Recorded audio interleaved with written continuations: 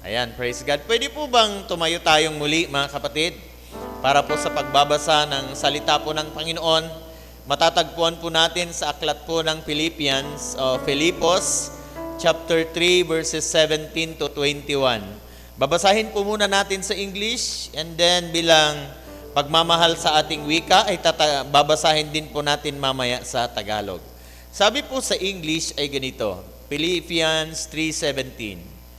Dear brothers and sisters, pattern your lives after mine and learn from those who follow our example. 18. For I have told you often before that I say it again with tears in my eyes, that there are many whose conduct shows they are really enemies of the cross of Christ. 19. They are headed for destruction. Their God is their appetite. They brag about shameful things, and they think only about this life here on earth. Verse 20 at 21. But we are citizens of heaven, where the Lord Jesus Christ lives, and we are eagerly waiting for Him to return as our Savior. He will take our weak mortal bodies and change them into glorious bodies like His own, using the same power with which He will bring everything under His control. Sa wika naman po nating Tagalog, sabi po dito, mga kapatid, magkaisa kayong tumulad sa halimbawang ipinakita ko sa inyo. Pag-ukulan din ninyo ng pansin ang lahat ng sumusunod sa aming halimbawa. Sapagkat tulad ng madalas kong sinasabi sa inyo noon at ngayoy luhaang inuulit ko, marami ang namumuhay bilang mga kaaway ng krus ni Kristo. Kapahamakan ang kahihinatnan nila, sapagkat ang dinidiyos nila ay ang hilig ng kanilang katawan. Ikinararangal nila ang mga bagay na dapat sana nilang ikahiya, at wala silang iniisip kundi ang mga bagay na may kinalaman sa mundong ito. Subalit sa kabilang dako, tayo ay mga mamamayan ng langit. Mula rooy hinihintay nating may pananabik ang Panginoong Hesukristo, ang ating tagapagligtas. Sa pamagitan ng kapangyarihang ginamit niya sa pagpapasuko sa lahat ng bagay, ang ating katawang may kahinaan ay babaguhin niya upang maging tulad ng kanyang katawang maluwalhati. Puri ng Diyos sa pagkabasa ng kanyang banal at makapangyarihang salita. Pwede ba nating sabihing Amen? Tayo'y manalangin. Makapangyarihang Diyos, ang iyo pong mga salita ay buhay at bumabago sa buhay ng bawat isa po sa amin. Aming Diyos, pagpalain niyo ang mga salitang aming nabasa at ito'y maging pagpapala sa bawat isa sa amin. Basbasan niyo ang ilingkod na gagamitin ngayon at basbasan niyo rin ang bawat tagapakinig upang bawat isa sa amin ay matuto at maisapamuhay ang nais ninyo. Ang lahat po ng ito, O Diyos, ay dalangin namin sa ngalan ng aming Panginoon at tagapagligtas na sa Jesucristo. Amen. And amen.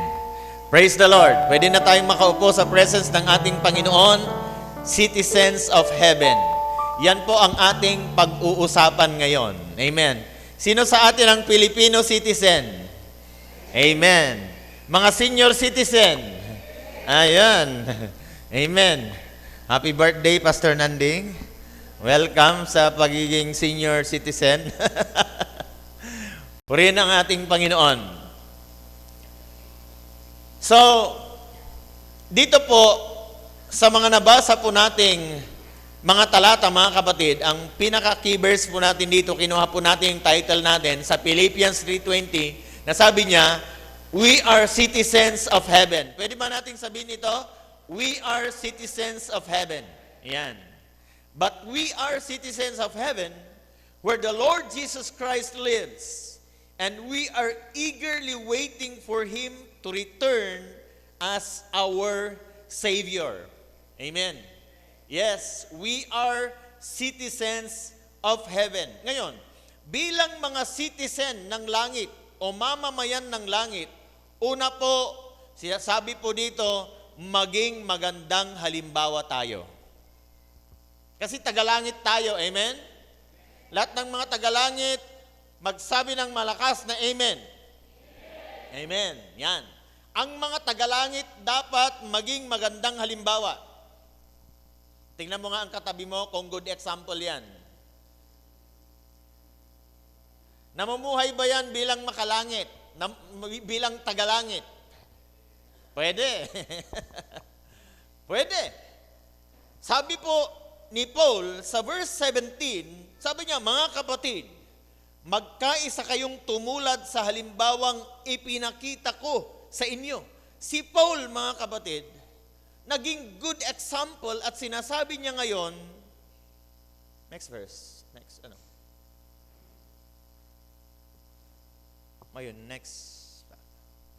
Ayan.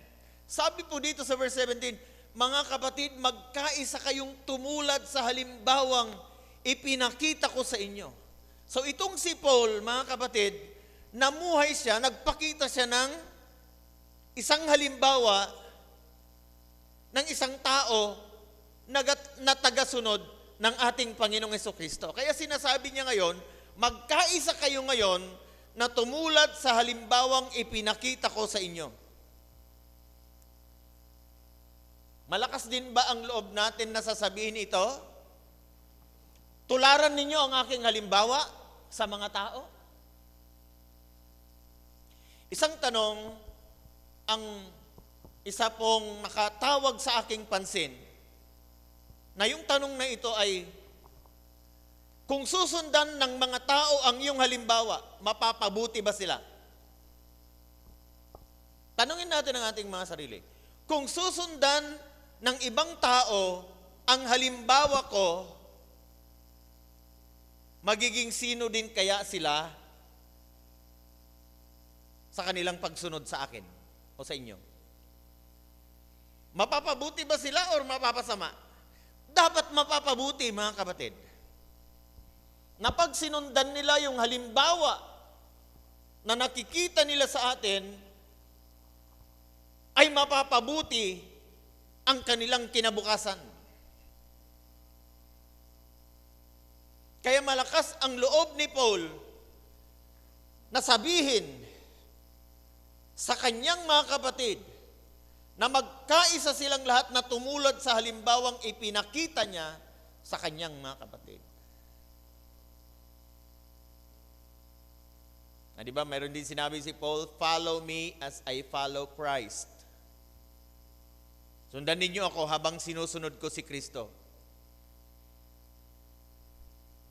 Malakas din ba ang loob nating sabihin ito? Follow me. Dahil sinusundan ko si Kristo. Malakas ba ang loob natin sabihin, sundan ninyo ako, mapapabuti ang kalagayan ninyo?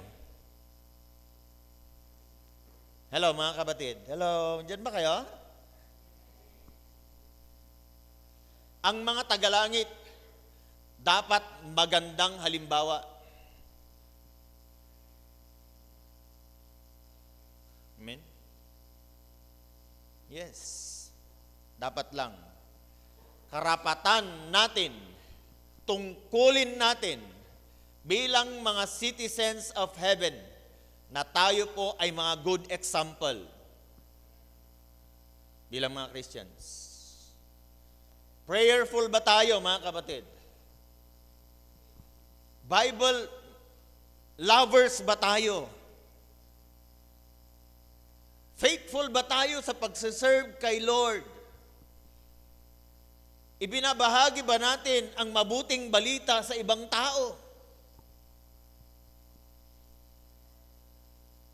Alam nyo, marami pong mga tao, good example sila. Although hindi naman masama, mabuti nga eh. Napakaganda nilang halimbawa sa work, ang gagaling ng kanilang mga performance, because they are aiming for promotion. How about in the kingdom of God? Paano tayo nagsisikap para maging kilalang kilala tayo sa heaven?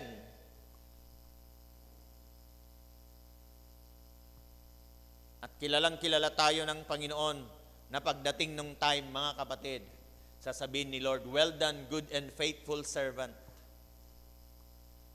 Nagawa mo ang pinagagawa ko sa iyo. Pumasok ka sa aking kaharian. Karapat dapat ka. Di ba napakaganda? Na pagdating nung time, yung parangal na pangwalang hanggan ay matatanggap natin sa ating Panginoon. Di ba napakaganda? Na kung ang nagpaparangal sa atin ay ang Panginoon. Magandang maging Filipino citizen, American citizen, Canadian citizen, o ano pa mang senior citizen, o ano pa mang mga citizen, ang mga kinabibilangan natin, mga kapatid. Pero ang pinakamaganda sa lahat ng mga pagiging citizen natin, yung citizen tayo sa langit. Tagalangit tayo.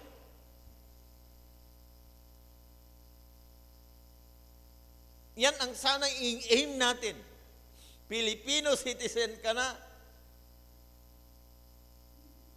o kung anong citizen ka pa, senior citizen ka na, citizens in heaven ka pa.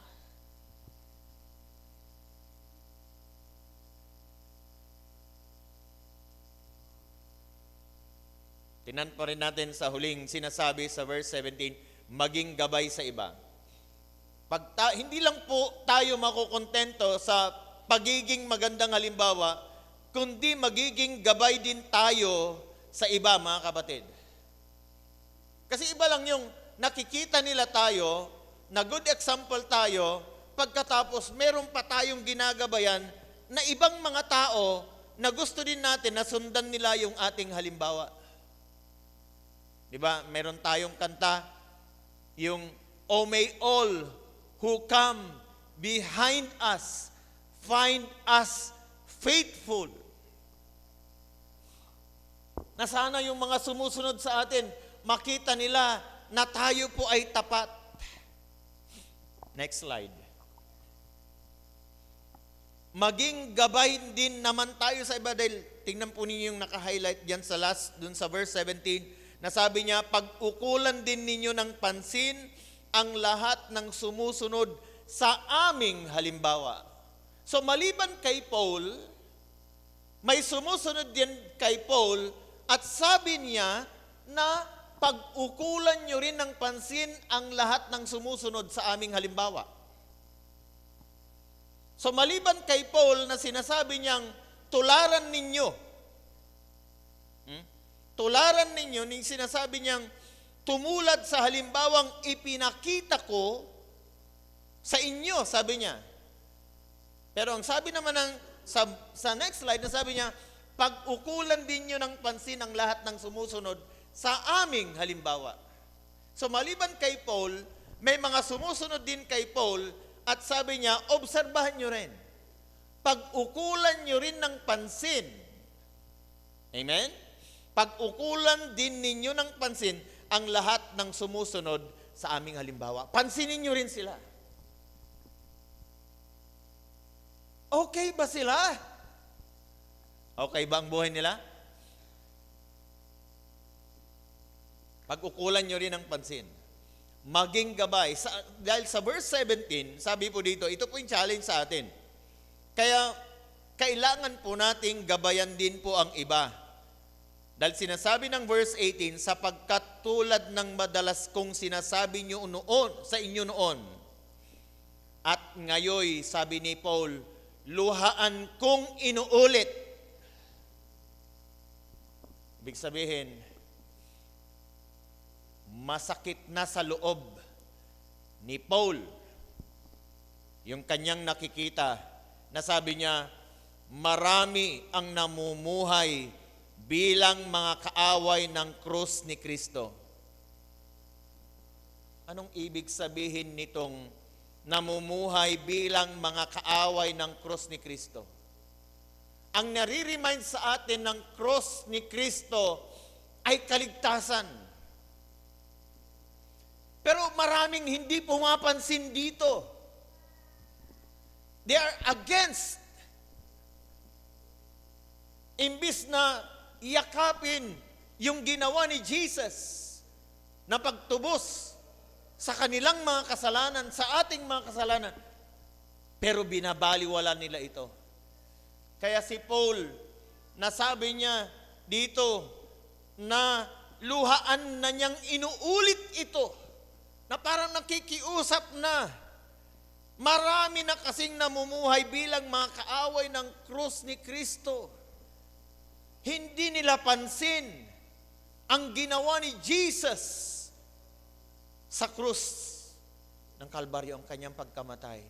Maraming mga hindi nagpapahalaga sa ginawa ni Jesus at namumuhay sila doon. Kaya sabi ng verse 19, kapahamakan ang kahihinatnan nila. Kaya kung walang gagabay, mga kapatid, ginawa ko ng red, ay medyo malabo ang red pala dyan sa screen natin. Nababasa nyo ba? I-ano nyo na lang, gawin na lang white nga, pa-ano nyo na lang ng white. Kapahamakan ang kahihinatnan nila. So itong mga tao na ito, mga kapatid, na namumuhay bilang kaaway ng krus ni Kristo, yung hindi yumayakap sa pagliligtas ng Panginoon, mapapahamak sila. Distraction, sabi nga sa English kanina, na nabasa po natin, they are headed for destruction. Their God is their appetite. They brag about shameful things, and they think only about this life here on earth.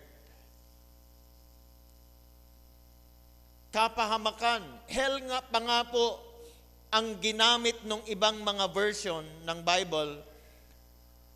Hell ang pupuntahan ng mga taong ito. Kaya kung wala pong mga tao nagagabay sa mga taong ito, mga kapatid, mapapahamak po ang mga taong ito. They need us. Amen? Hello, mga kapatid.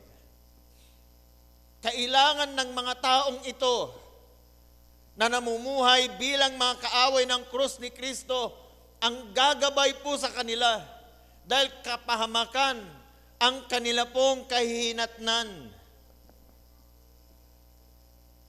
They are headed to destruction. Mapapahamak sila, mga kapatid. Mapapahamak ang mga taong ito kung walang maggagabay sa kanila na kagaya natin. Kaya sana po hindi lang tayo magiging kontento that we are saved. Dahil sumasampalataya na tayo kay Kristo, sana hindi tayo mananatiling tayo lang. At nakokontento na tayo ng attendance natin every Sunday and Monday to Saturday. Puro sa sarili natin ang ating inaatupag. Sana po wag ganon, mga kapatid. Malapit nang dumating si Lord. Lindol everywhere. Giyera everywhere. Anong mensahe nito sa atin, mga kapatid? At walang nagsasabi ngayon, sana all nililindol. Hindi natin narinig mga, sana all may giyera. Dahil ayaw ng mga tao ito.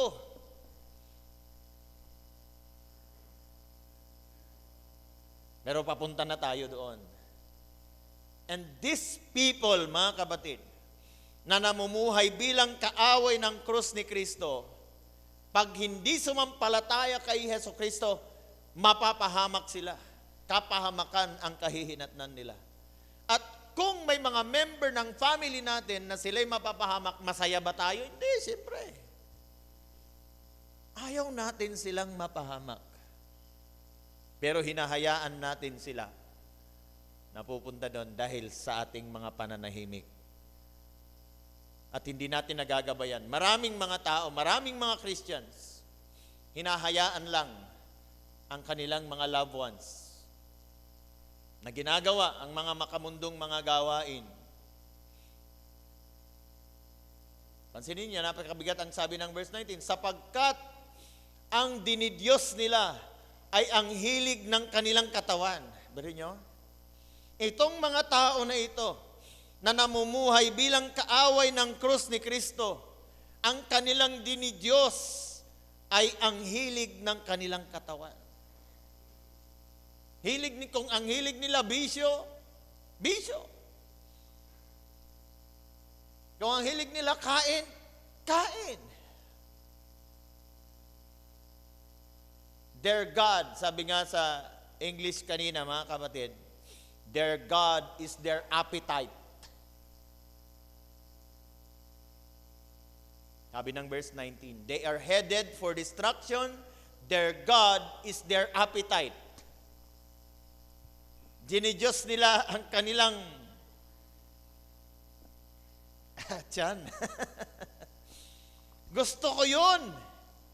Oy, may bagong bukas na anli na kainan. Punta tayo. Oy, may overnight worship. May gagawin ako. Only worship, only prayer. Kayo na lang. May assignment ako. Mga kapatid, maraming mga taong ganito sa ngayon. Pansinin ninyo, ang dadaming malalaking katawan ng mga Filipinos ngayon. Sorry sa mga lumalaking katawan ngayon. Pero hindi kayo yon. Dalang hilig sa mga anli ngayon na mga kainan. Because they have money. May mga magagastos sila. Munta ka sa mga anli na kainan ngayon. Sabi ko, ang lalaking katawan ng mga Pilipinos ngayon. Paano kayo ito makatakbo? Their God is their appetite.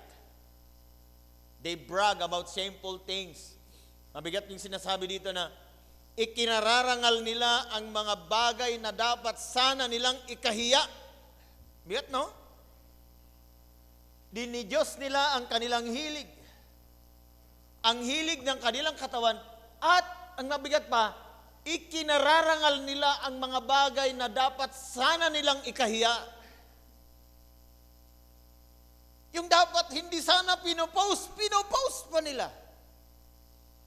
Kasi ang daming likes. Ang daming mga views.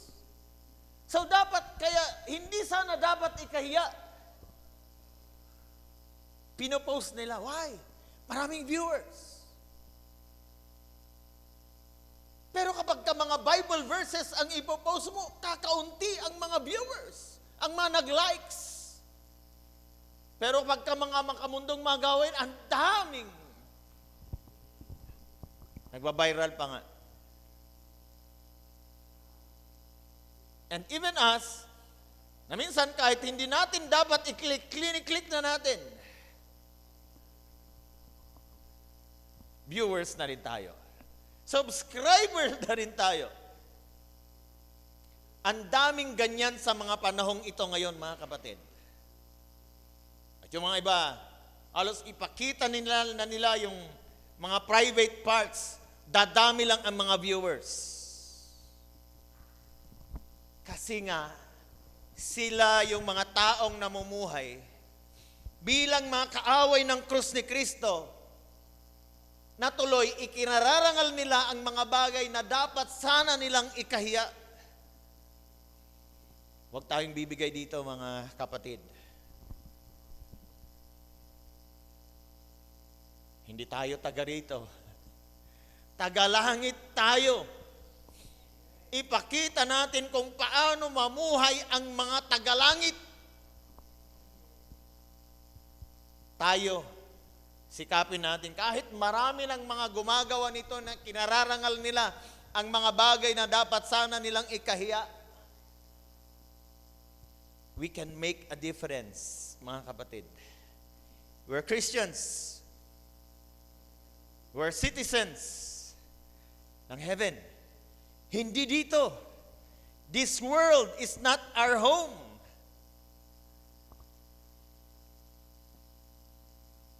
Tayo'y mga turista lang dito, mga kapatid.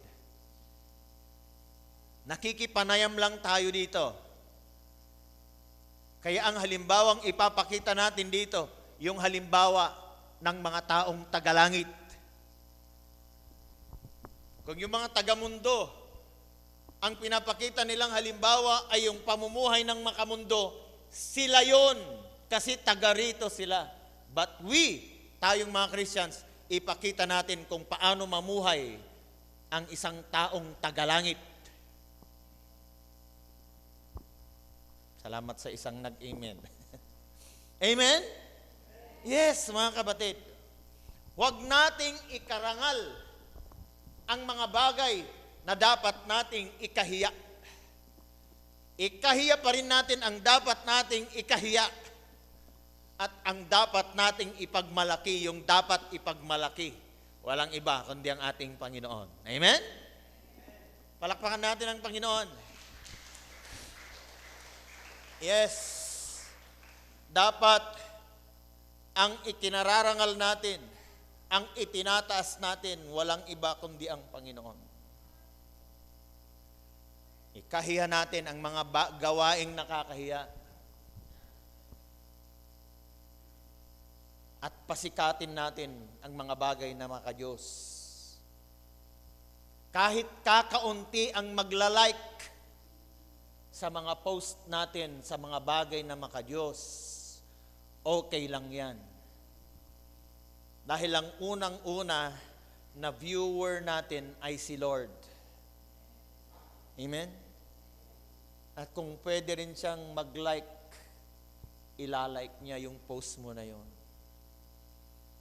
And millions of angels ang nakakakita sa post mo na yon, viral sa heaven. Pero dito, kakaunti ang nagla-like.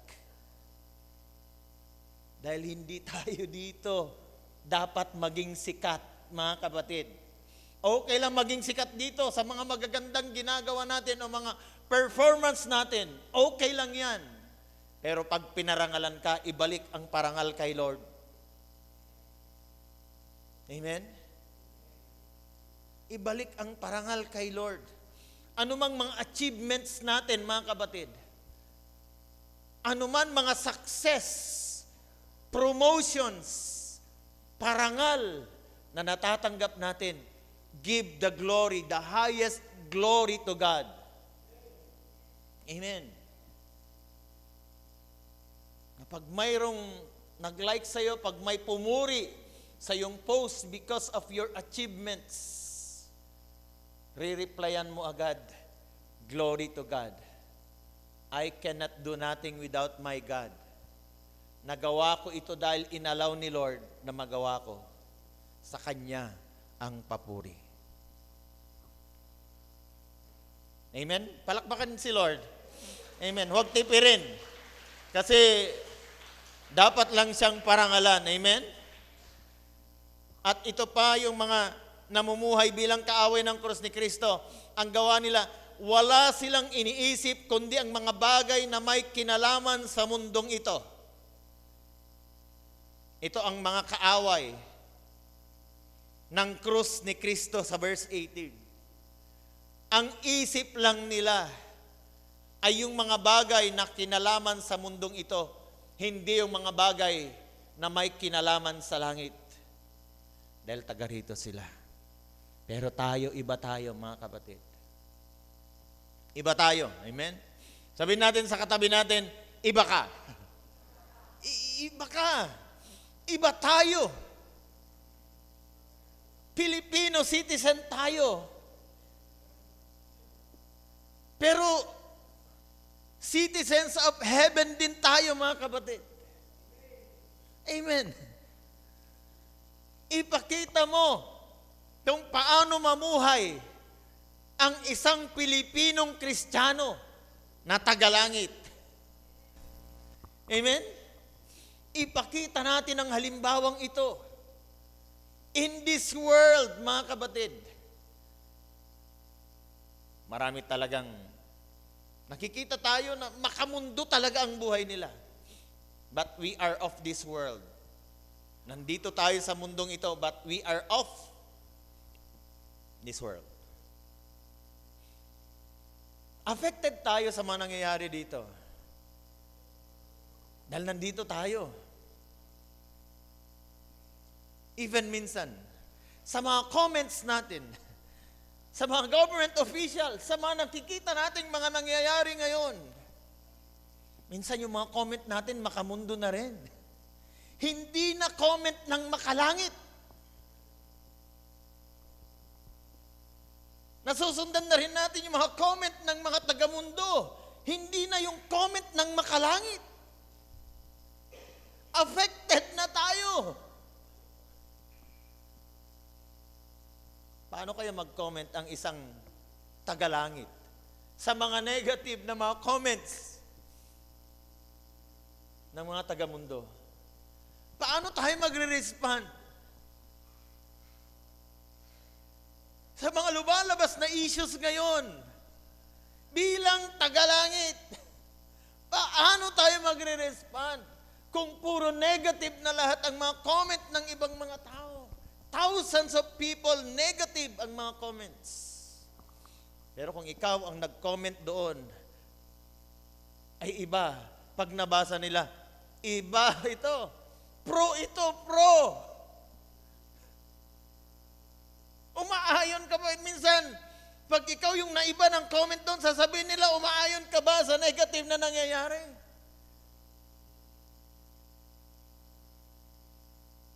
Kung hindi rin lang mahahalata na comment ng tagalangit ang yung comment, huwag ka na lang magko-comment.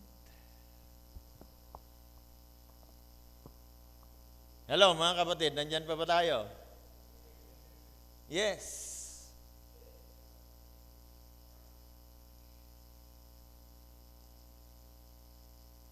Wala silang iniisip kundi ang mga bagay na may kinalaman sa mundong ito.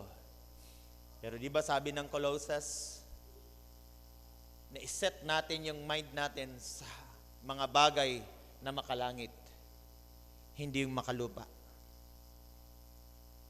Affected tayo mga kapatid. Pero alam nyo ba, kasi nandito nga tayo.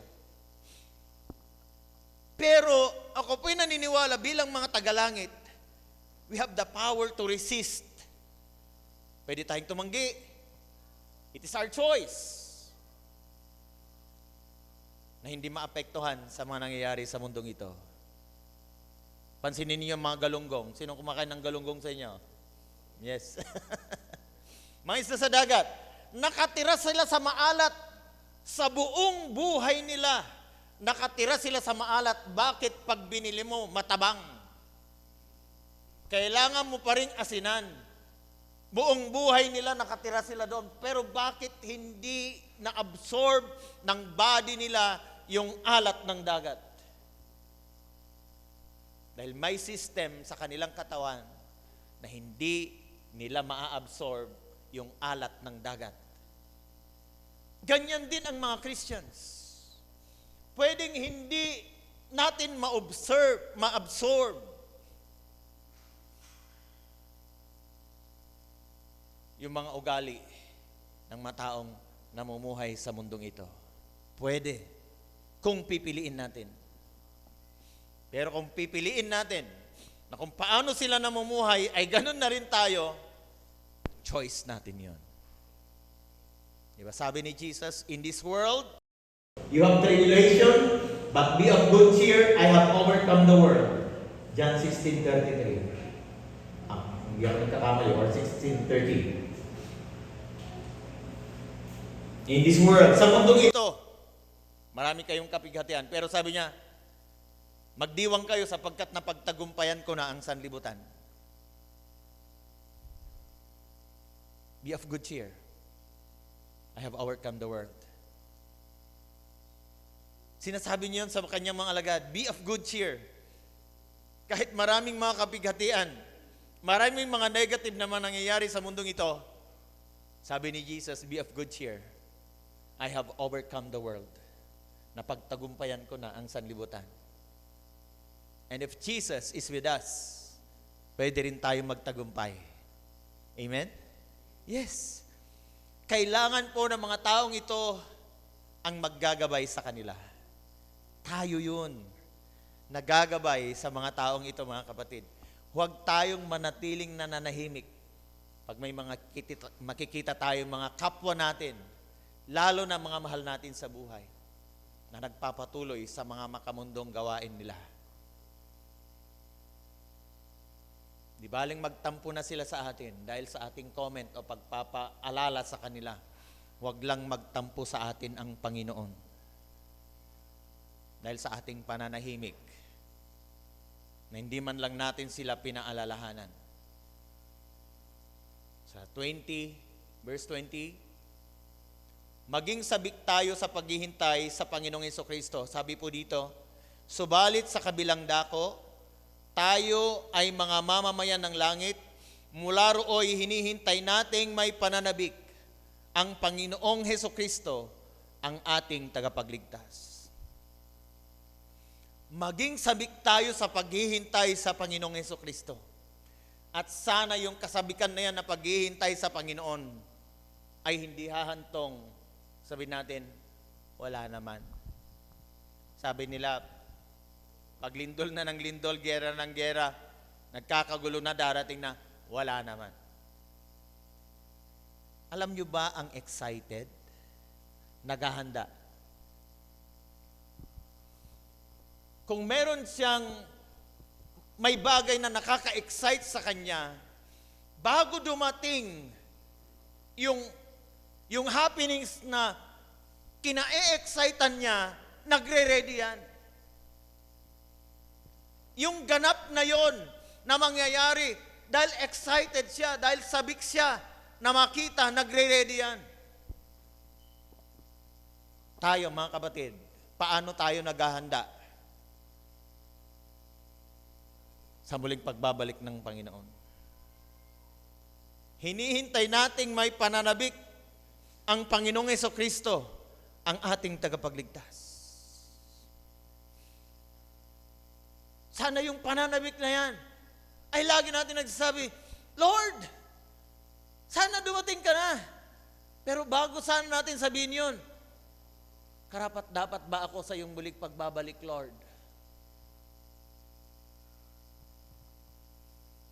Naihanda ko na ba ang dapat kong ihanda, lalong-lalo na ang aking sarili? Tanungin mong katabi mo, handa ka na ba? Hello, mga kapatid, handa na ba tayo? Tunay ba tayong excited? Di ba sa mga excited na ikasal, hello, may mga nagbabalak ba ikasal dyan? Hello?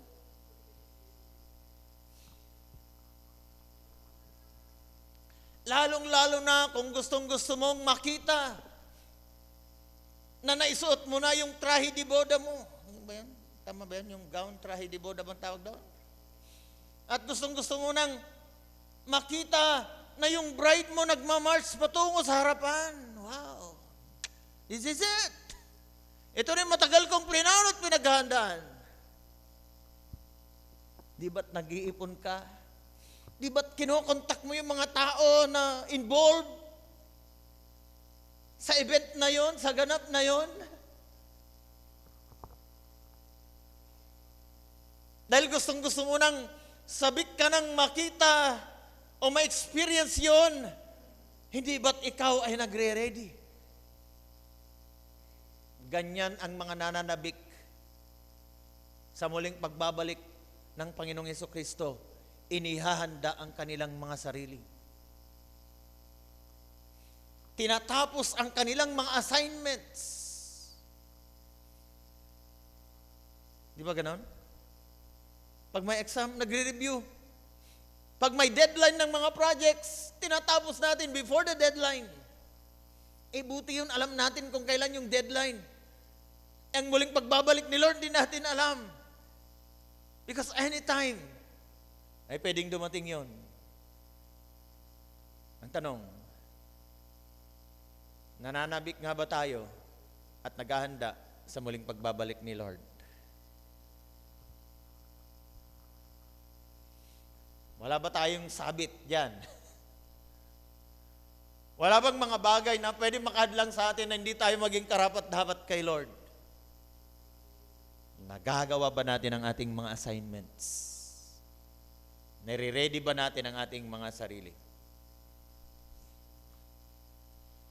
Sabi po ng verse 21, sa pamagitan ng kapangyarihang ginamit niya sa pagpapasuko sa lahat ng bagay, ang ating katawang may kahinaan ay babaguhin niya upang maging katulad ng kanyang katawang maluwalhati. Sabi sa English kaninang binasa po natin sa 21, He will take our weak mortal bodies and change them into glorious bodies like His own, using the same power with which He will bring everything under His control. Yung weak, mortal bodies natin ay babaguhin ni Lord ng glorious body dahil yung glorious body na yun ang kanyang isasama sa kanyang kaharian sa langit. Amen? Hindi itong laman na ito. Kahit gaano natin pagandahin ang ating mga kutis dito, glutatayon ka ng glutatayon, mamahaling pampakinis ng mukha at mga balat ang iyong ginagawa sa iyong katawan, hindi iyan ang isasama ng Panginoon sa kanyang kaharian sa heaven. Dahil babaguhin niya yan. Amen? Babaguhin niya yan. Ang ating katawang may kahinaan ay babaguhin niya upang maging katulad ng kanyang katawang maluwalhati, glorious body, mga kapatid. Papalitan niya itong katawan na ito ng glorious body, tumatagos. Kahit may mga solid na mga bakal at simento, tumatagos yan. Papalitan ni Lord ang katawang ito. Okay lang gastusan mo ang katawan na yan para gumanda ka. Pero paano ka gumagastos? Para naman sa katawan mong pang-heaven pagdating ng araw. Di masama, basta may budget ka, do it. Dahil pinagkatiwala sa iyo yan, alagaan mong mabuti.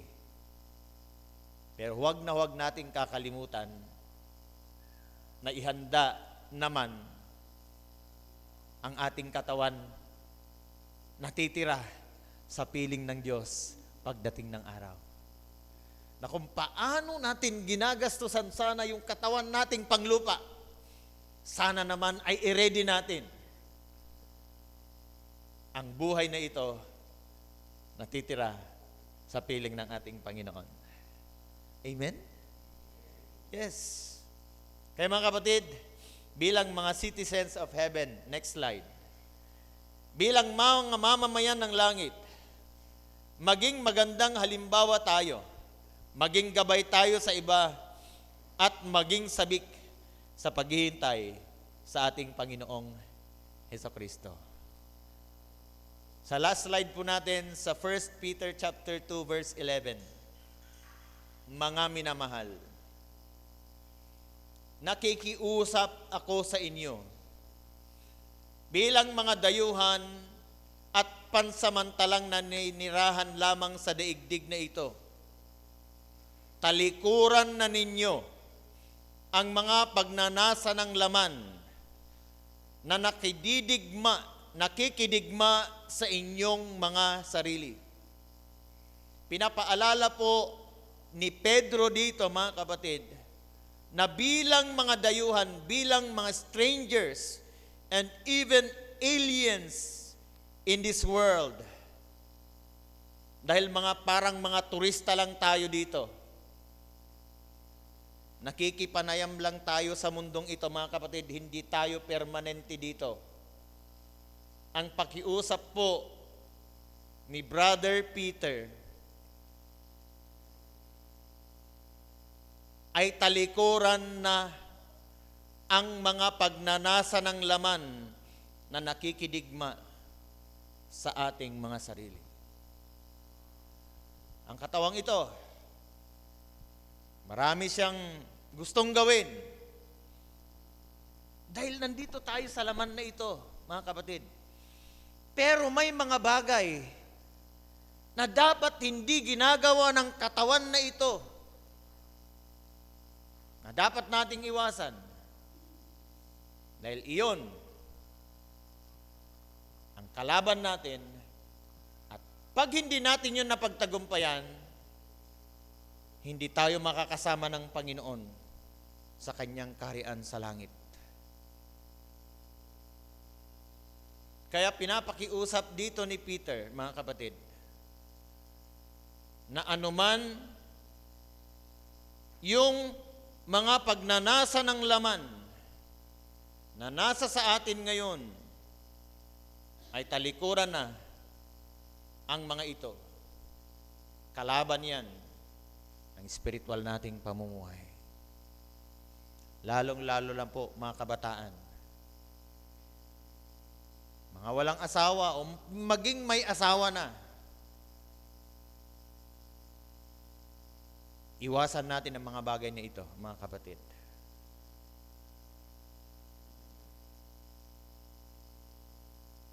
Ginagawa man or mga pinapanood, hanggat maaari, mga kapatid, iwasan natin itong mga bagay na ito.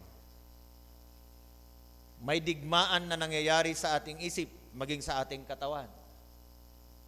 Pero kailangan nating magtagumpay bilang mga citizens of heaven. Dahil darating araw, aalisin tayo ni Lord dito. Lahat ng mga achievements sa mundong ito, lahat ng naipon natin, napundar natin, naging property natin sa mundong ito, maiiwan lahat. At kung ano ang nagawa natin para kay Lord, yun lang ang pwede nating mapakinabangan someday, pag dumating na ang ating tagapagligtas. Amen? Mag-ingat tayo sa mundong ito. Ulitin ko, hindi talaga tayo taga rito. Tagalangit ang mga sumasampalataya kay Kristo. Amen? Tagalangit tayo. Pwede bang sabihin natin sa ating katabi, tagalangit ka talaga?